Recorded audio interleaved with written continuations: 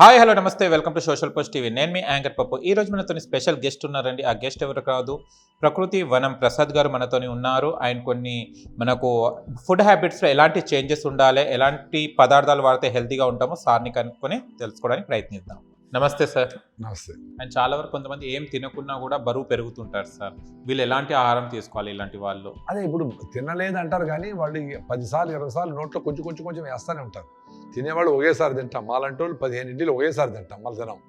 వీళ్ళు 2 ఇడ్లీలు, 2 బజ్జీలు, 2 టీలు, 1 కాఫీ, 2 బిస్కెట్లు రోజంతా తింటూ ఉంటారు. ఆ కారణం వల్ల ఏమో చూసుకొని దాన్ని అవాయిడ్ చేయాలి, జంక్ని అవాయిడ్ చేయాలి. రెండోది చాలా ముఖ్యమైనది థైరాయిడ్ సమస్య.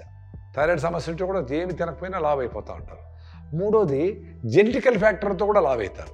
సో జెనెటికల్ ఫ్యాక్టర్తో కూడా మేమేం చేయలేము కానీ వదిలేసేది కాదు. ఇంకా జాగ్రత్తగా ఉండాలి, ఇంకా బాగా జిమ్ చేయాలా, ఇంకా బాగా రన్నింగ్ చేయాలా, ఇంకా బాగా ఫుడ్ కంట్రోల్ చేయాలా, న్యూట్రిషియస్ ఫుడ్ తక్కువ తినాలా, ఎనర్జెటిక్గా ఉండాలి. వాళ్ళ బాడీ ఫ్రేమే లావ్ అవుతుంది కదా. కాబట్టి నార్మల్ వాళ్ళకంటే జెనెటికల్గా లావ్ అయిపోయిలో ఉండేవాళ్ళు ఇంకొంచెం జాగ్రత్తగా ఉండాలి. అది ఇంపార్టెంట్. అదే ఇప్పుడు తినలేదు అంటారు కానీ వాళ్ళు 10 సార్లు 20 సార్లు నోట్లో కొంచెం కొంచెం కొంచెం వేస్తూనే ఉంటారు. తినేవాళ్ళు ఒకేసారి తింటాం, మాలంటి వాళ్ళు 15 ఇడ్లీలు ఒకేసారి తింటాం, మళ్ళీ తినం. వీళ్ళు 2 ఇడ్లీలు, 2 బజ్జీలు, 2 టీలు, 1 కాఫీ, 2 బిస్కెట్లు రోజంతా తింటూ ఉంటారు. ఆ కారణం వల్ల ఏమో చూసుకొని దాన్ని అవాయిడ్ చేయాలి, జంక్ని అవాయిడ్ చేయాలి. రెండోది చాలా ముఖ్యమైనది థైరాయిడ్ సమస్య. థైరాయిడ్ సమస్య ఉంటే కూడా ఏమి తినకపోయినా లావ్ అయిపోతూ ఉంటారు. మూడోది జెనెటికల్ ఫ్యాక్టర్తో కూడా లావ్ అవుతారు.